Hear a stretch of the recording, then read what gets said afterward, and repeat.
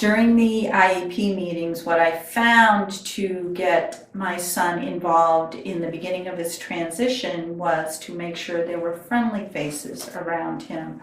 I brought in his therapist, his aide, who had been working with him for 6 years, people that he knew. It made it a lot easier for him to answer the questions and to give his opinion. I also kept the first part of him being involved with the transition planning at a minimum. He stayed for short periods of time and not the entire meeting. Also, I sort of scripted him on what types of questions would be asked so that he was comfortable and wouldn't feel anxious about answering the questions. We encouraged Tony to participate in the transition process starting very early, in middle school essentially. We wanted to make sure that we could get as much of a head start on what she would be interested in. With her abilities, it's harder for her to verbalize, so one of the ways that we were able to gather a lot of information is maybe not so much directly through Tony, but leveraging her friends and the community and the teachers and the folks in the middle school that were supporting her.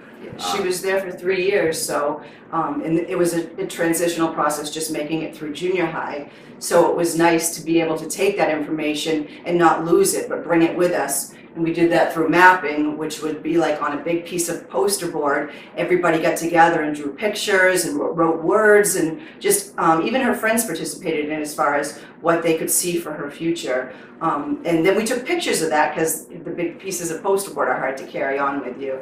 But taking the pictures allowed us to bring all that information into high school with her. So with my son, we actually started early on with just getting input from him. They couldn't really participate in any of the meetings of the transition process or understanding what he wanted or needed.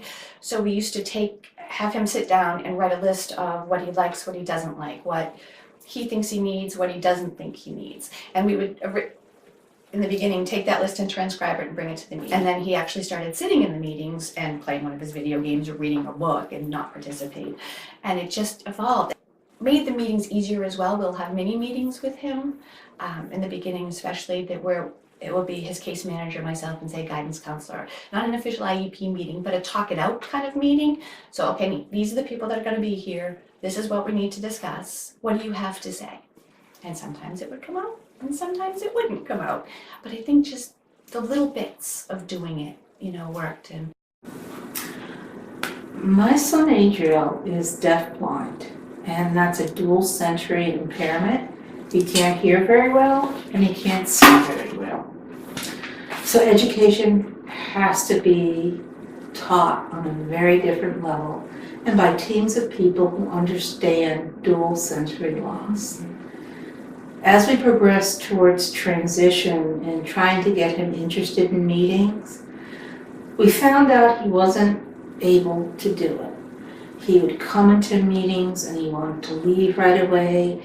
He didn't want to sit through them. So we learned quickly how to listen to Adriel. And that was one of the toughest lessons to learn, how to listen to Adriel and what his wants and desires were.